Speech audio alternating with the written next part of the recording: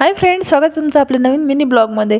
इथे पल्लवी ताईचे देर आणि जाव आले होते वैष्णवी आणि अमरनाथवरून. त्याच्यामुळे आम्ही त्यांना छान असं मस्त डेकोरेशन वगैरे केलं, फुलांचे डेकोरेशन केलं, रांगोळी वगैरे काढल्या. आणि इथे दीदी त्यांना ऑप्शन वगैरे करून घेऊ लागली. ऑप्शन वगैरे झाल्या मग आम्ही त्यांना मध्ये वगैरे ते आले, मग त्यांना मस्त छान असं रेडी केलं ताट जेवायला.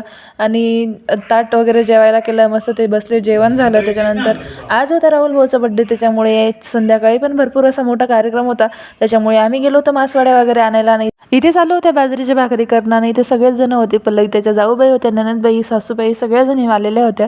आणि इथे आता दीदी आणि दीदीचे मामा वगैरे करत होते डेकोरेशन बड्डेचं.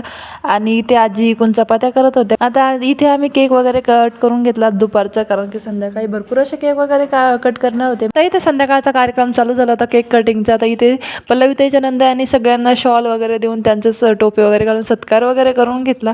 आणि सगळी मंडलिक फॅमिली खूप असं खुश आनंदित होती आणि त्यांनी सगळ्यांनी सेलिब्रेशन केलं खूप छान असं.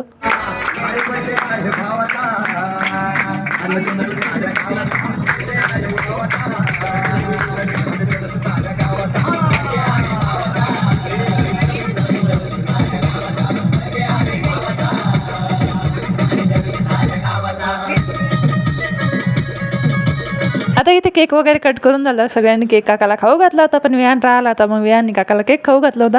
आणि इथे गाणे चालू होते, त्याच्यामुळे विहानचा काही मोह आवरत नव्हता डान्स करण्याचा. आणि इथे पण मग काकाचं ऑप्शन वगैरे मी करून घेतलं आणि काकांना आणि काकींना त्यांचं गिफ्ट दिलं. पण आम्ही शेवटच्या हाताला सगळे बाकी करून घेतले होते. असं काहीचं ताट होतं जेवायचं. काकांना सगळेजण बर्थडेच्या विश द्या. तर ब्लॉग आवडला असं नक्कीच लाईक करा, शेअर करा, सबस्क्राईब करा. बाय.